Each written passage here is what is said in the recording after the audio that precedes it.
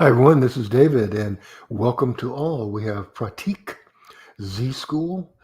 Hey, Z School, have you been here before? Where are you from?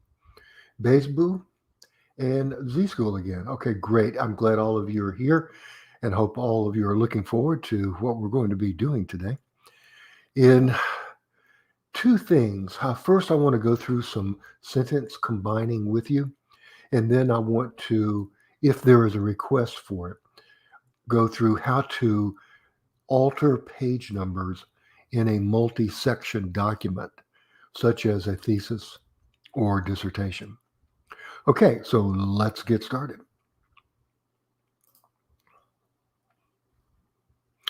Sentence combining, lesson one. This is the first lesson in 7 that I'm going to cover during the next 7 weeks, if there is enough interest in it. Besbu, you say great. Are you saying great about the sentence combining, or are you saying great about covering how to number your documents in Microsoft Word? Hello, Rama. Welcome. Rama MD, Besbu, all really great regulars. Nice to have you here. Let's get started talking about sentence combining, shall we? This lesson on sentence combining came about through, I think it was Besbu that I did this with. Besbu had been, I don't know, encouraged by his teacher to improve his writing. And so when I asked and was not given any other advice other than improve your writing. And so I asked to see a copy of Besbu's writing, and I asked to see something that the professor had written. The Besbu supplied me with this article that you're seeing here that the professor had written in Architectural Science Review. And as you can see, I took a 300-word passage and performed a textual analysis on it using the tool in Microsoft Word that allows you to do this kind of analysis. Here are the interesting things that I found. If you look down at Flesh Reading Ease, the Flesh Reading Ease is 14.1. And if you look on this, let me grab the pointer. If you look on this handout over here under Flesh Reading Ease, you'll see that 14 places it right in the middle of the 0 to 30 or college graduate level. Same for the Flesh Kincaid grade level. The grade level on this was 17.0, and that places it, let's see, right exactly in the middle between 15 and 18 for a, quote, academic paper. So that is our baseline as provided by the teacher. Then I analyzed Besbu's writing. The only difference that I found is what you should be seeing here. Number of words, comparable passages, number of sentences, comparable. Look at this words per sentence. The teacher had 30.4 words per sentence. Besbu had only 15 words per sentence. Then you look at characters per word, same. Reading ease, same. Grade level, same. So that must, how I figured it, that must have been the key area that the teacher focused on. So I went and collected 6 other academic journals and did the same analysis on them. And this is what I found right here in the middle. That indeed, academic journals tend to have 30 or more words per sentence, whereas Besbu had only 15. So I thought, okay, how can I help Besbu and other students who are writing theses and dissertations for these professors who are well immersed in academic language and in writing for academic journals?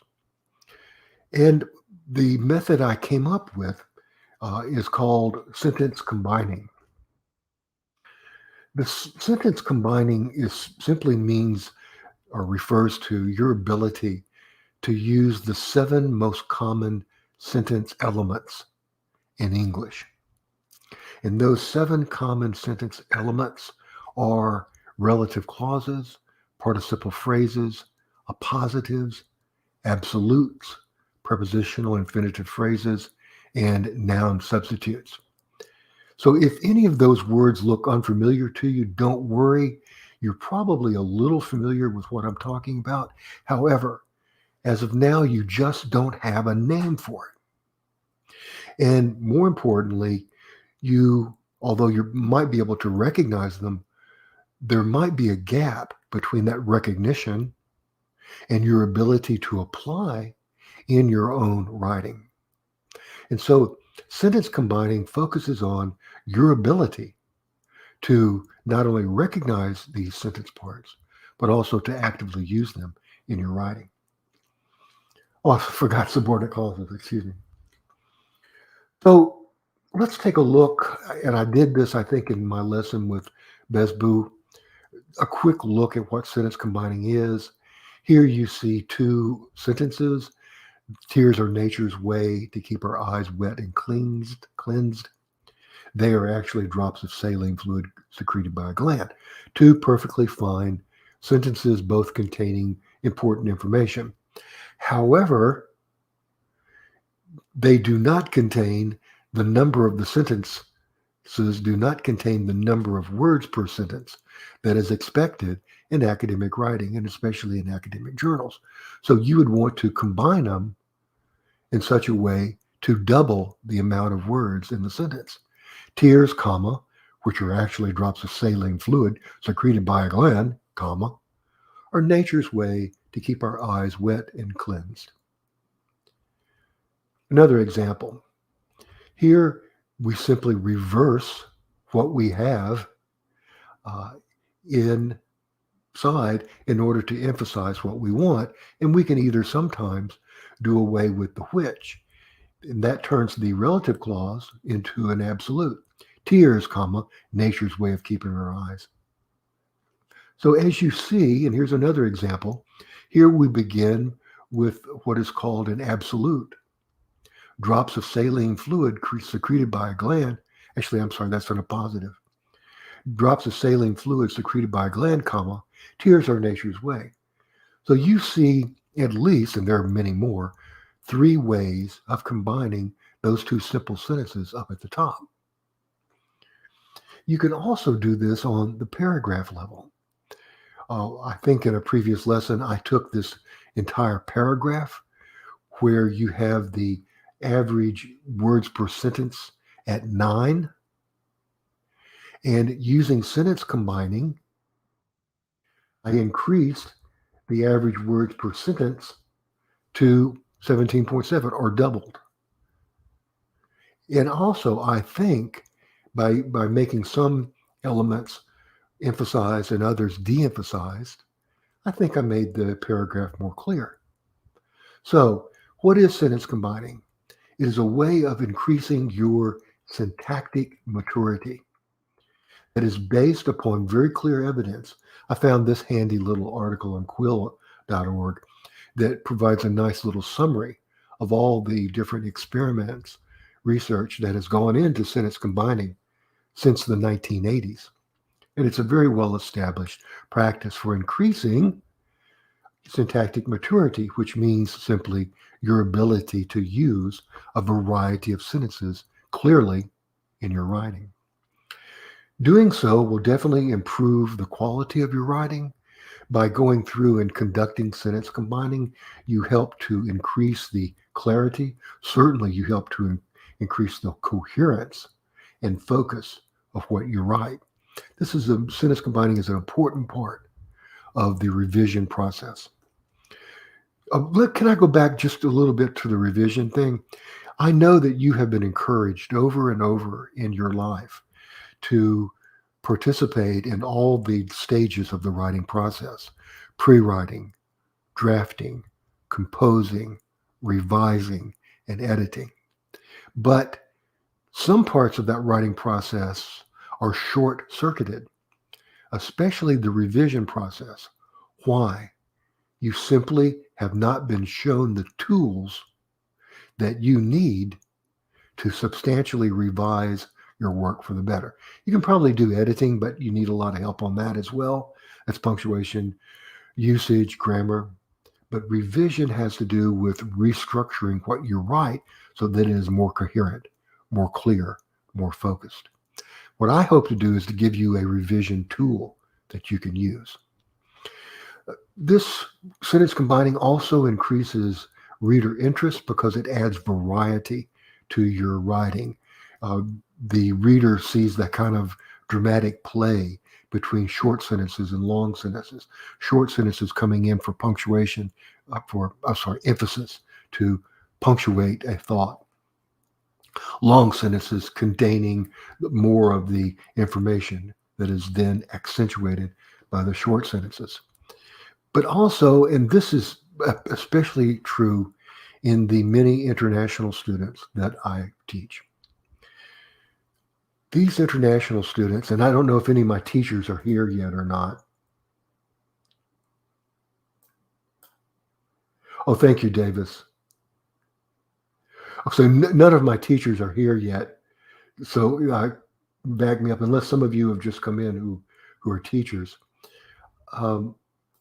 One of the most common problems that I see, and I think other teachers see, in the writing of international students is the problems that occur when trying to write long sentences. You know that you need to write long sentences in order to give your writing a sense of heft, a sense of authority, a sense of really participating in the academic conversation.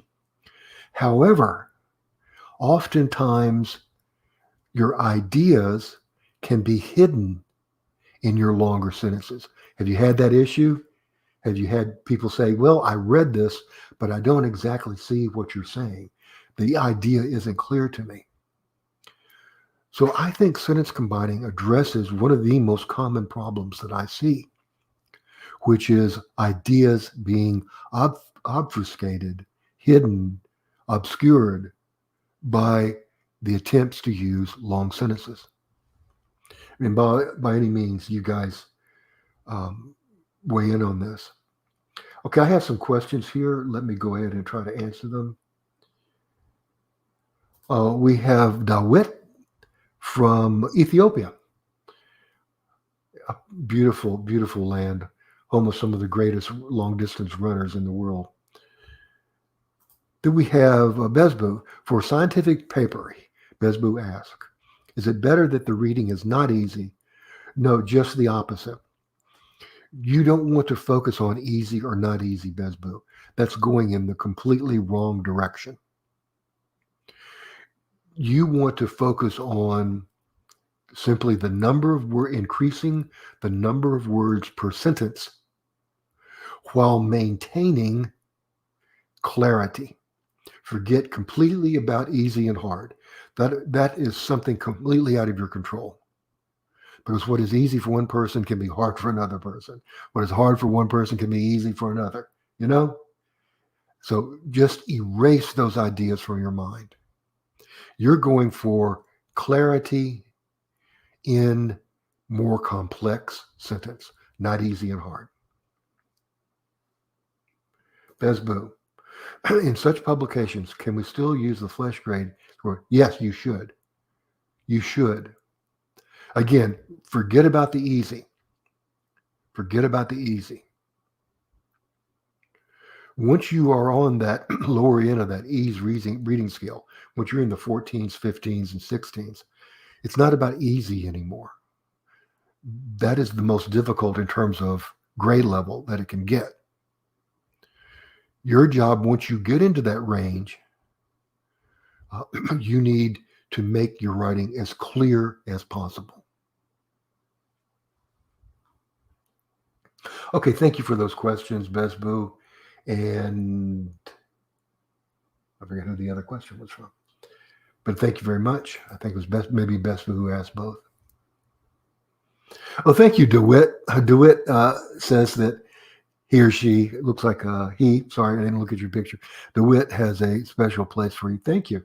I appreciate that very much. And all of my international students have a very special place for me. The international students I have found are some of the brightest and hardest working students that I have encountered in my 30 years of teaching. Take that to the bank. Okay, so those are the benefits of sentence combining. Let's go ahead and get into lesson number one. Lesson number one is going to cover relative clauses. Relative clauses are a group of words that begin with the relative pronouns, which, that, who, whom, and whose. Because they're clauses, they contain both a subject and a verb. The subject of a relative clause is the relative pronoun, which means that it refers to another noun or noun phrase in the composition. So let's take a look at what we're doing here. What you're looking for is a noun or noun phrase that can be replaced. Here we have the sentence: the earliest Mesopotamians developed the first plow. The plow increased their harvest beyond subsistence levels. Do you see the repeated noun? You do, and you simply delete it and replace it with one of the relative pronouns. What would you replace plow with? Either which or that. The earliest Mesopotamians developed the first plow, which increased their harvest beyond subsistence levels. You could also take out the comma and use that. By the way, a comma is the difference between which and that. A comma can never in English come before the word that. That is always a limiter. Okay, let's talk about choosing relative pronouns. Now, whenever you are replacing a subject noun, you have quite a few choices. For example, the Navajo code talkers use their native language to develop a special code. The special code transmitted. So we have a nominative pronoun, a nominative noun phrase here, serves as the subject of the sentence. And so we have quite a few choices. The Navajo code talkers use the name to develop a special code, which now there that is being used in a limited way. It does not have a comma in front of it. Or you could also use the same relative clause, but since it's a limited, in other words, it's limiting what it modifies, you can use that. Here's another one. Let's practice again. The peasant farmers of the Indus Valley still follow the ways of their ancestors. There's our redundant noun, and we simply replace it with a relative pronoun. Now, there are several ways we can go here. We can emphasize that they still follow the ways of their ancestors by putting that in our main clause, or in putting the who tilled the fertile delta in our relative clause, making it less important and setting it off with commas. Or we could do just the opposite. We could make that relative clause there limiting. The peasant farmers of the Indus Valley that till the fertile delta. In other words, we're not talking about only all peasant farmers. We're talking about only those who till the fertile delta. In other words, we're saying there might be other peasant farmers in the Indus Valley. We're talking only about this particular subset, those who still till the fertile soil. So one is non-limiting. We're talking about all the peasant farmers in the Indus Valley who till the fertile delta. We're talking about all peasant farmers. And the second one, we're limiting peasant farmers with the restrictive or limiting word that. So do you see the difference between one with commas, non-limiting, and the one without commas, limiting? Let me see if there are any questions on that. That's very important. Okay, great, Davis. That's good to hear. Davies, I think it is probably pronounced. Where are you from? Infected Chris. No problems, Infected Chris. I hope your infection is going well. Okay, here we have Besboo. Okay, I've already answered that one. Okay, great. Now, I'm pausing here. If you have any questions about what we've covered so far, let me know. To recap, we are studying relative clauses, all of which begin, I just used a relative clause, all of which begin with a relative pronoun, who, that, which, that, who, that, which, whose, uh, among others. And we use these relative pronouns to replace redundant or repetitive nouns and noun phrases. With commas, those relative clauses are non-limiting and are set off. Without commas, they are limiting. Now, here we're going to talk about relative clauses and pronouns that serve as objects. As you see here, let me go back a step. As you see here, the noun that is repeated is the recruits. The recruits in the first sentence is a subject. The recruits in the second sentence is an object of the verb honored. So if we're going to replace the second recruits, that means that the relative clause that we choose must also be in the object case. Now you have multiple options for this in English because English is changing. It used to be that your only option in replacing that object noun was to use an object pronoun such as whom. That's the difference between who and whom. Who must come before a verb as a subject, whom used otherwise. But whom is almost gone in English. You might have some professors who are still insisting upon it, and that's fine. You might have some publications who are still insisting upon it. But most often, especially in American English, the who is gone. The whom is gone, and we used who in most cases, in almost all cases. More importantly, even the who is being replaced because of the confusion between whom and who. People are now preferring that. Because we know that, the word that can refer to people or things. And that's another one of the key differences between which and that. Which can only refer to things non-animate. That can refer to either animate or non-animate. So that's important to keep in mind whenever you're dealing with object nouns and pronouns. Now let's deal with possessive pronouns.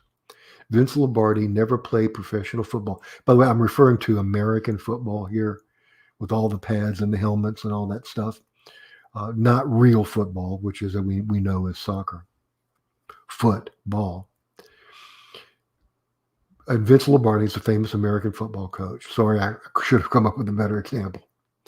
But we are reusing a possessive noun to refer to Vince Lombardi. And so because we are replacing a possessive pronoun, the relative pronoun we choose must also be possessive. Vince Lombardi, whose success made him the most famous coach of all time, never played professional football. Or we could reverse that. Vince Lombardi, who never played professional football, enjoyed success that made him the most famous coach of all time. In other words, we don't have to replace the possessive if we don't want to, depending upon our emphasis. Now let's talk about relative pronouns replacing prepositions. Relative pronouns can replace prepositions. So here we have folk tales are famous for the moral lessons they teach. And here we have our repetition in folk tales. Now, because a repeated noun is in that prepositional phrase in folk tales, we have to replace it with a relative clause that contains that same preposition.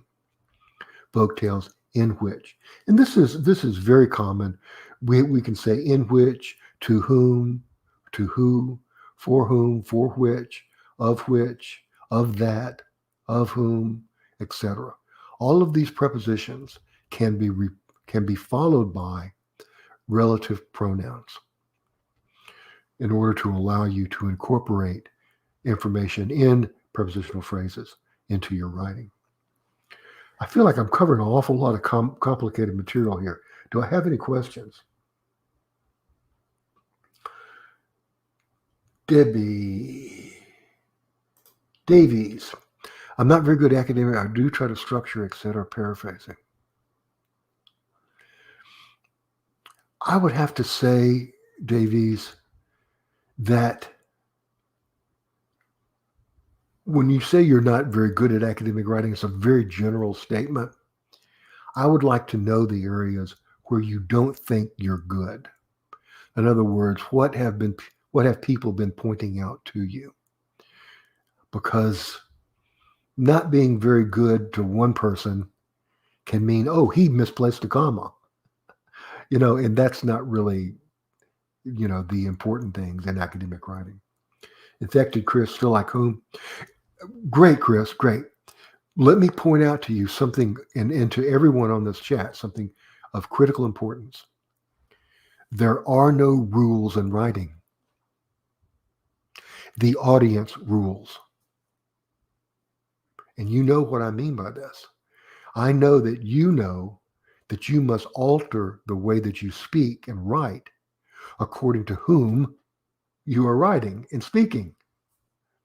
So, Chris, my caveat to you is sometimes whom is exactly the way that you should be writing. Sometimes, according to the audience or the publication, it might be too formal. So your goal is to be fluent on all the different levels of formality, from informal on one side to formal on the other side. Gabriella. Oh, there's Gabriella. Hey, Gabriella. Gabriella is currently a student. I hope you don't mind me saying this. Currently a student at a school where I teach, Jack Welch Management Institute, and she is receiving her MBA. I believe she already has degrees in accounting. Is that not correct, Gabriella? And Gabriella is from Canada. Oh, and Davies Farley is a female, I'm assuming, who wants to be called or is called Deb. Thank you for that shorthand. That's much easier than saying Davies Farley. Okay, Davies Farley. Here is her problem. Putting it together, structuring some sentences and grammar.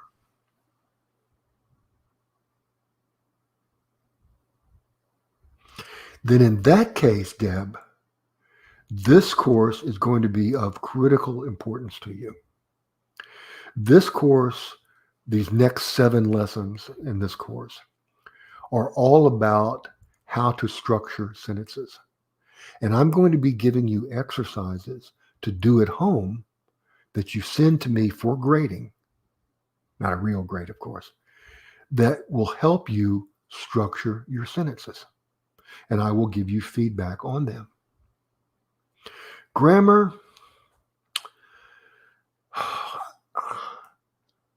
The best thing you can do there, Deb, is to let somebody else read your writing before you turn it in. Honestly. Great to see you, Prof. You're more than welcome, Gabriella. Jason, one of the regulars. How you doing, Jason? Here's Bezboo. I understood. Thank you very much. So reading ease does not mean easy. Reading ease refers to the grade level that it is most often found upon. And now within that grade level, you can either make things clear or unclear. So you can write things on the 3rd grade level, but that doesn't mean your writing is clear. It simply means that some algorithm that divided number of words into sentences gave you that particular grade level. Don't equate grade level with reading ease. And certainly I would never, ever use the word easy in teaching composition. Deb says, thank you. You're welcome, Deb. Oh, here we go. We have a question up here that I need to see. Mr. G, another regular. How you doing? Hell, I'm sorry, I got captivated by your icon there. Are those two shrimps making a heart shape? They're cephalopods of some type, right? Okay, here. Okay. Deb, can you tell me what you mean by it is also writing critique? What is the reference on the page it? Sometimes in these chats, when we use pronouns, they can refer to things that were like several minutes ago. Okay, back to research. When is a work oversighted or undercited? How many citations? Okay. Very simple. Thank you for the question, Mr. G. Very simple answer that there's no such thing as oversighting. There's simply no such thing. Why do I say that? As long as you make clear how you're using the material that you cite, there's no such thing as oversighting.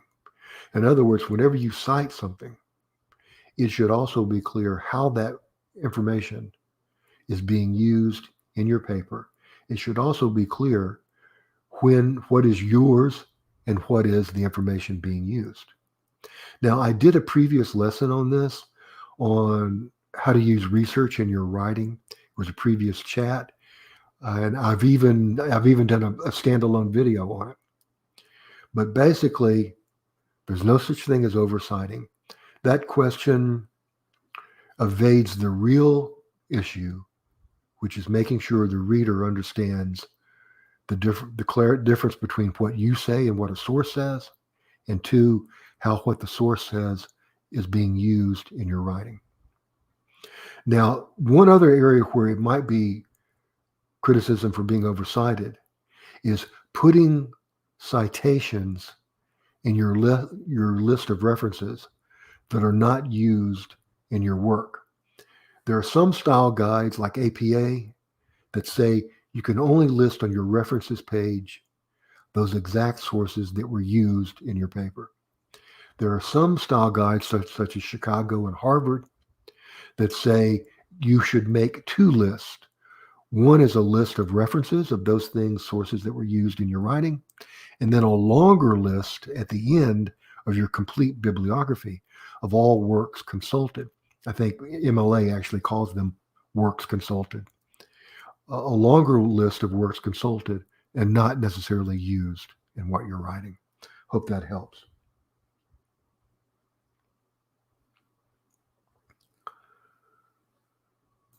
Okay, and by all means, please keep these questions coming to kind of help break things up. Let's go to the next phrase, which is punctuating relative clause. This is where people like Deb, who want to know more about punctuation, where these kinds of lessons can really be helpful. So here we go. As I said, there are limiting modifiers, those which are necessary to define the noun from the larger group, and there are non-limiting modifiers. The limiting modifiers signal that condition by the fact they are not set off by commas. And here you see there are two common relative pronouns being used in a limited way. The politicians of Texas and Florida decided against history books which teach about racism. In other words, they're not just banning all history books. They're only banning those history books that teach about racism. Those are limiting. We are further defining the category of history books being talked about. And those never have commas. Those because they are called limiting or delimiting. Now, these are completely different sentences. Now, with that comma in there, How many history books are the politicians banning? Some? No, all of them. With that single comma, you have gone from limiting to non-limiting, which means I'm now talking about all history books, limiting and non-limiting. Do you guys need some more explanation or practice on that? Let me know.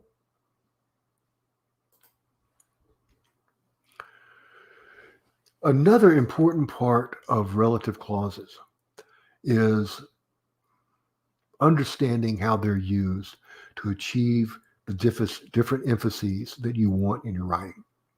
Let's take this sentence here, which is taken from a true story, by the way. This actually happened when I was teaching at Moravian College, which is in Pennsylvania. An anonymous donor had offered to donate $1 million to Moravian College's endowment. That's the general kind of slush fund. It's its basic principle. The college asked the donor to contribute directly to the building fund. Now,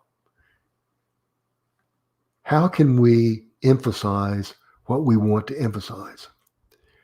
Well, let's say we want to emphasize what the president did. The president asked the anonymous donor to contribute directly to the building fund. That's what we want to emphasize. Therefore, we put the other information, who had offered to donate $1 million to Moravian's endowment, we put that in a relative clause, a less important position.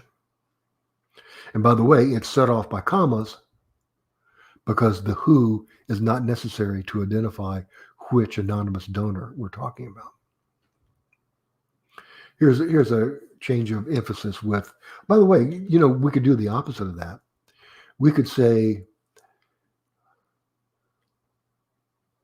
the president. God, I'm sorry, I should have thought this through before trying to do it. I'm going to have to pass on that one.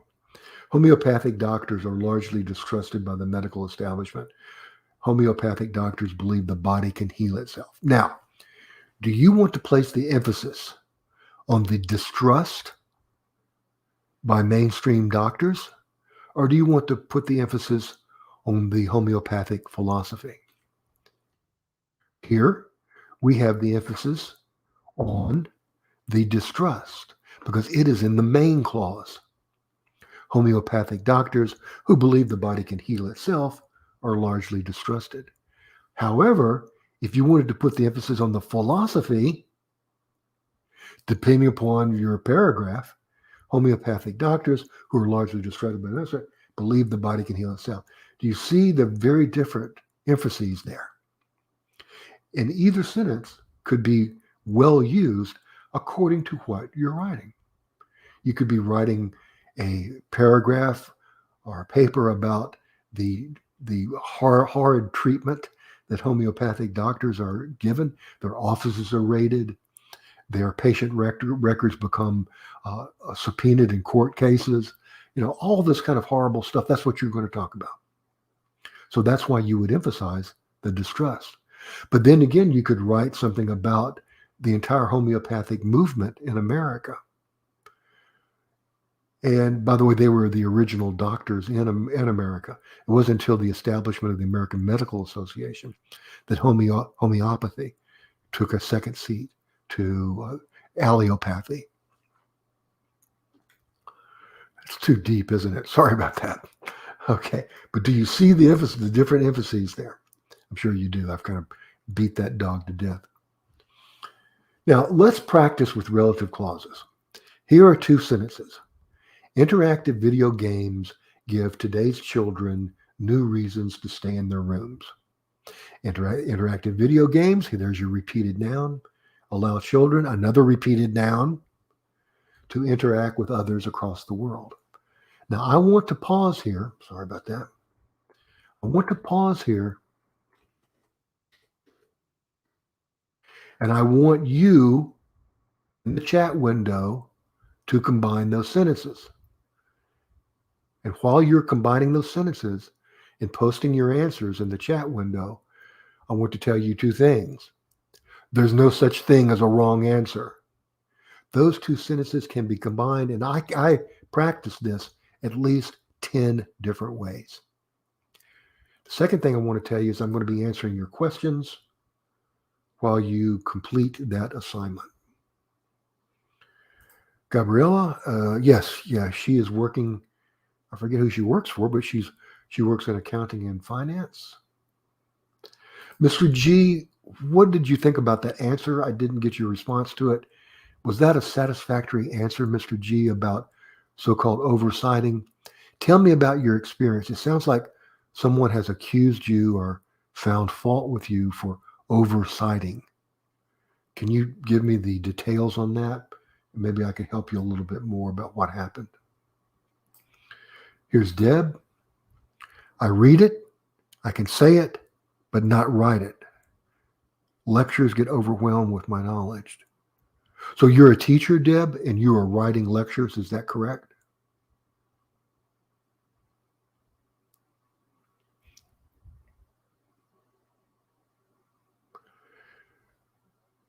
Deb, if you when you get a chance to answer that question, I think I might have a solution for you.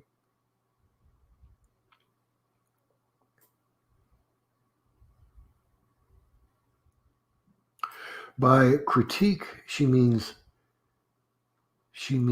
theory, writing in a critique way. Oh, you mean critiquing books and literature? Okay, I've got a video on that. Basically, whenever you're critiquing something, you must first have a set of 3 to 4 criteria by which you are going to evaluate it. A critique really means an evaluation. You are judging its value, evaluation. And so if you're going to critique a poem, for example, you would first have a set of criteria by which you're going to critique any poem. You would have to say that it is unique.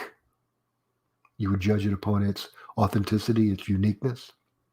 You would judge it upon what format it's using and whether or not it conformed to that format. And let's see, what's the third one? How well it used figurative language. So before I go into critiquing a poem, the first thing I'm going to look at, first thing I'm going to have in my mind are the 3 criteria. And then I pull up that poem. I say, here's the poem. Here's where it was written. Here who it was written by. Here's some historical background. And then I would go into my critique of it. Was it authentic and original? If it was a sonnet, did it comport with the sonnet form? And then what were the figures of speech used and were they effective? And then I'd write my conclusion. So to do a critique, you must first have your evaluative criteria. Besbu. Sometimes due to the difference of native language and English, people tend to write. Yes, exactly, Besbu. That puts your finger on it. Exactly. And that's one of the things I've noticed in teaching international students. And that is why I'm doing this series of 7 lessons to teach you how to write more complex sentences clearly. Asot, welcome back, Asot. Okay, you got it, Asot. Well, I'm glad you think this is an important lesson. That gives me encouragement to do the next 6. To be honest, it took me about 3 days of about 3 to 4 hours each day to put this particular lesson together. So I'm investing about 12 to 15, maybe 16 hours in each of these lessons. And so to know that they're being valuable to you is a great relief to me. Anybody combine the sentences yet? Besmu, how long is it too much for a sentence to be? Question. We have answered that question, Besmu. We answered that question. Remember?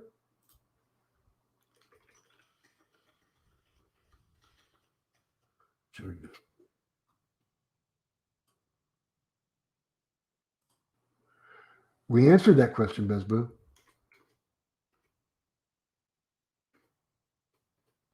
There it is right there. There's your answer. Remember, there are no rules in writing. The audience rules. And if you're writing for an academic journal, your audience wants you to have, on average, 30 words per sentence. Simple as that.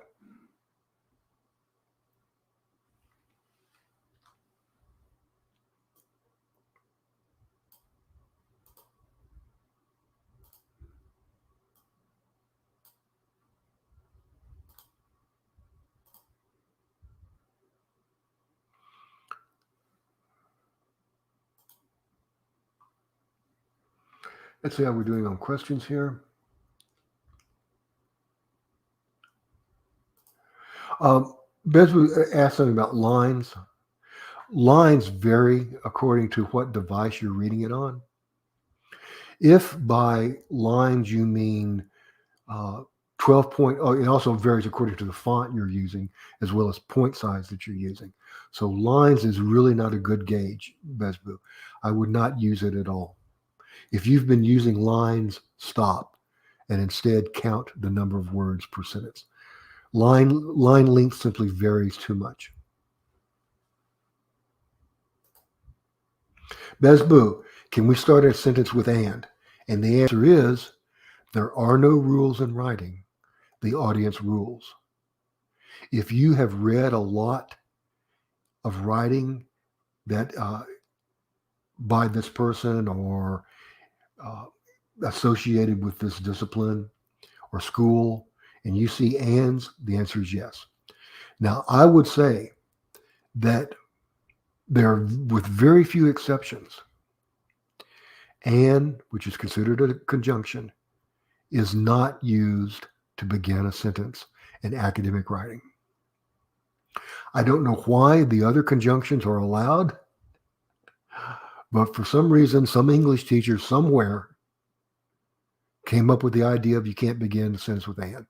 You can begin a sentence with but. You can begin a sentence with so, but you can't begin a sentence with and. I don't know why, but it's the rule in academic writing. How are these combinations going, you guys? Oh, I gotta kick somebody out. Thanks for making a fool of yourself, whoever that was. Jason, all right. Thank you, Jason.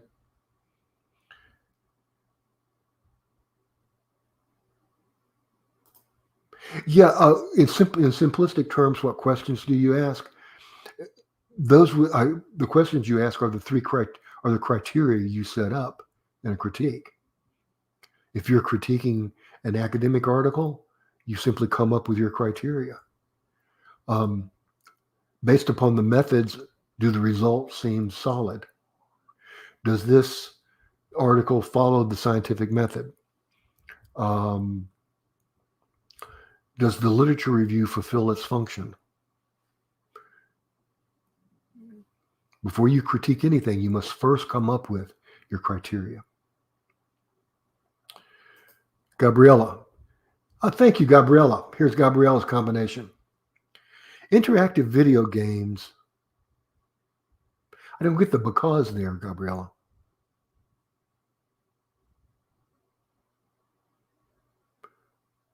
I would revise your sentence in the following way, Gabriella. Interactive video games allow children to interact with others across the world and gives them new reasons to stay in their rooms.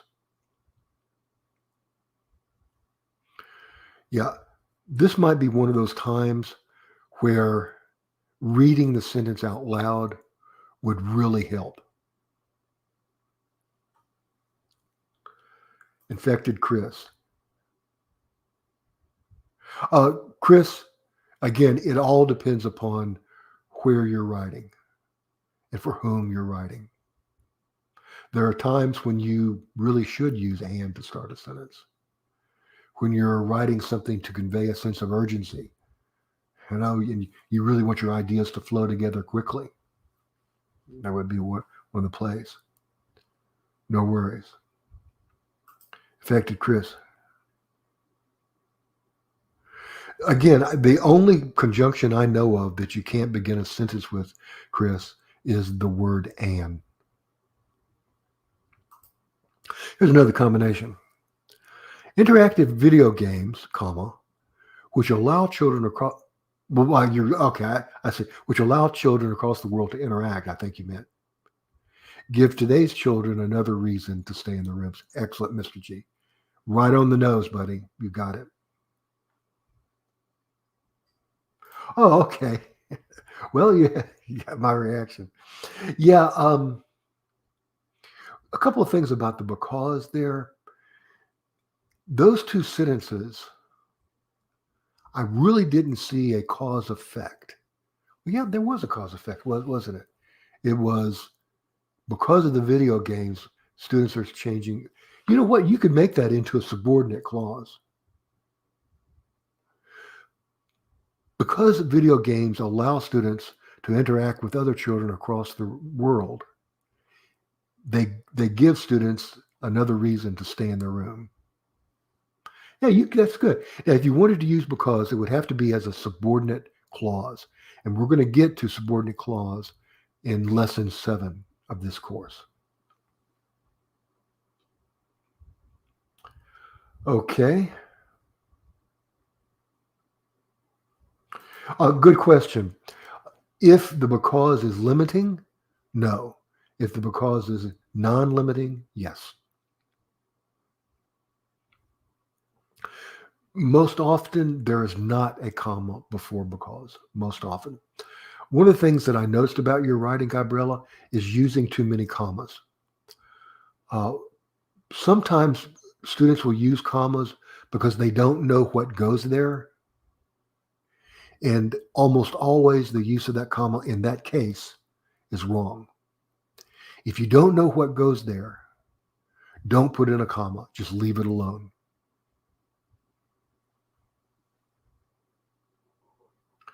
Change the wording to have given. Which sentence are you referring to, Chris? Yeah. By the way, I think I know. You don't. I'm sorry. You don't have to call up a sentence. Have given would be correct there because it occurs before the other action. You're right. That is should be a perfect tense. You're exactly right. That's right, Gabriella. Commas are overused.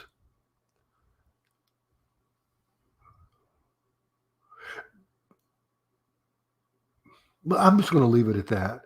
Uh, the semicolon is almost all gone except in academic writing, and the comma is on its way out as well.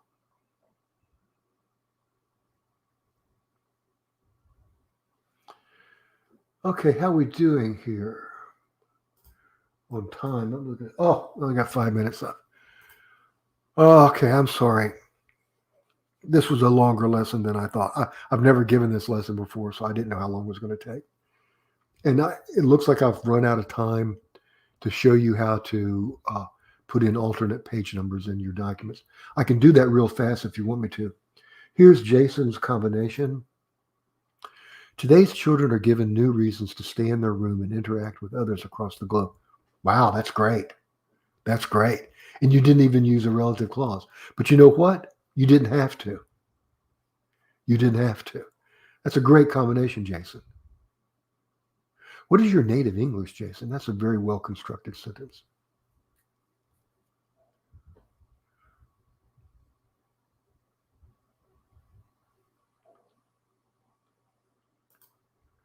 Oh, okay. So you got an earlier. I'm looking for it. There it is. I got it.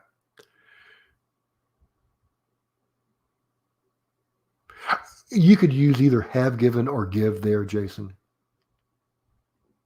Video games give today's children new reasons to stay in their rooms while interacting with others across the world. That's a perfect sentence. You could also say have given as well. Both are in the present tense. One is present simple, and the other is present perfect.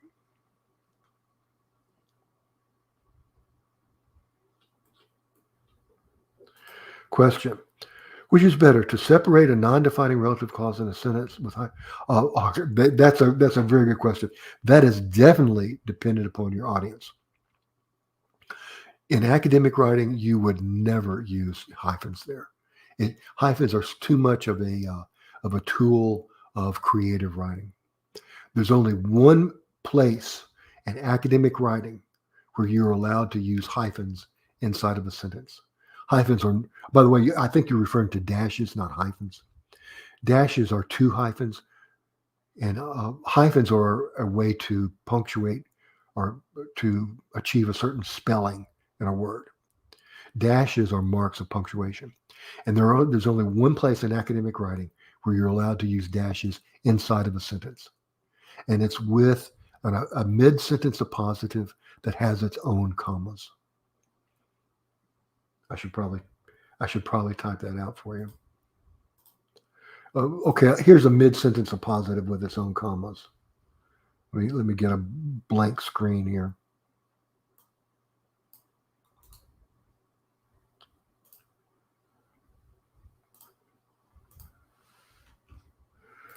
Okay, let me put in a text box. This is a mid-sentence appositive with its own commas. Oh God, it's in black ink. All right, let me change this real fast. Pump it up so you can see it.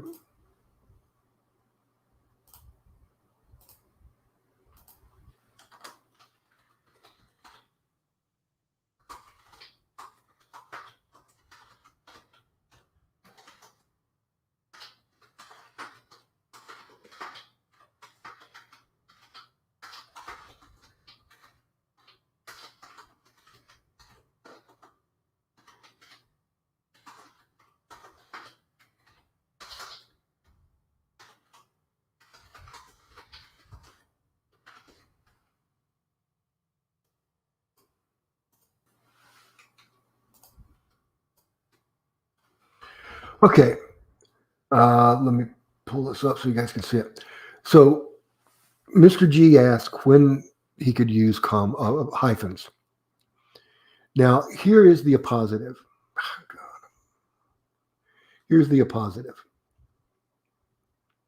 It's a relative clause, modifies Aunt Susie, but notice that it has three items in series: who is a homemaker, comma, real estate agent, comma, and soccer coach, comma. Wow, too many commas. This is one of the times where you can use dashes. Sorry.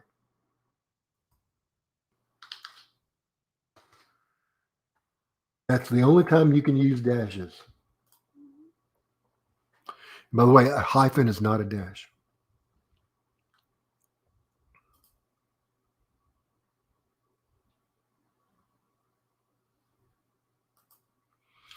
It's when the mid-sentence appositive contains its own commas.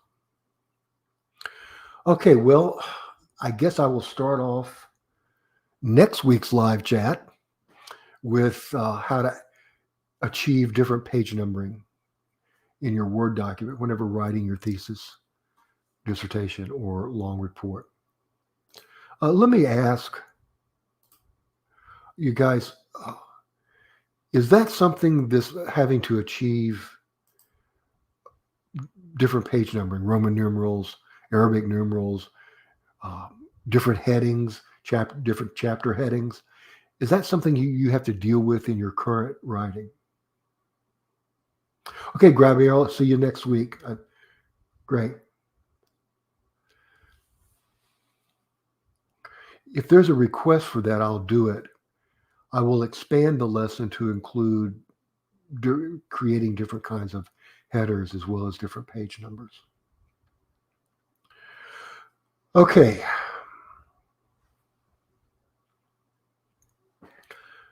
I didn't give you your lesson. For those of you who are still here,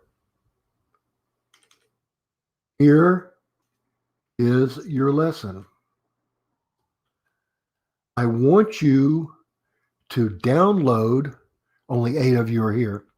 I want you to download either as a Word document or as a PDF this paragraph.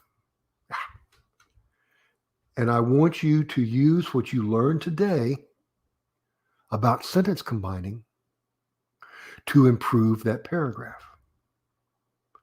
Then I want you to send it to me so that I can grade it. Again, you can download it at either of these two links. Here are the two links.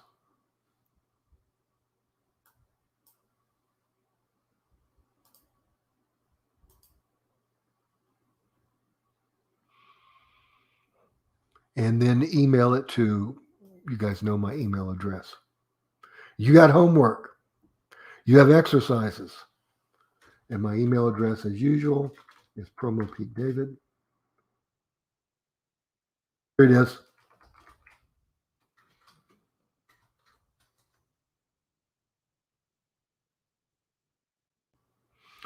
There it is, Deb.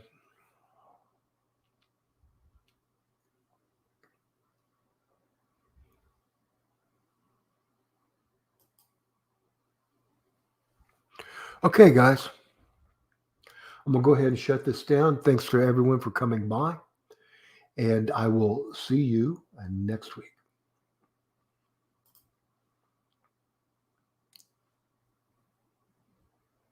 You're welcome, Deb. See you later. You're welcome, Jason. Thanks for coming by to all of you.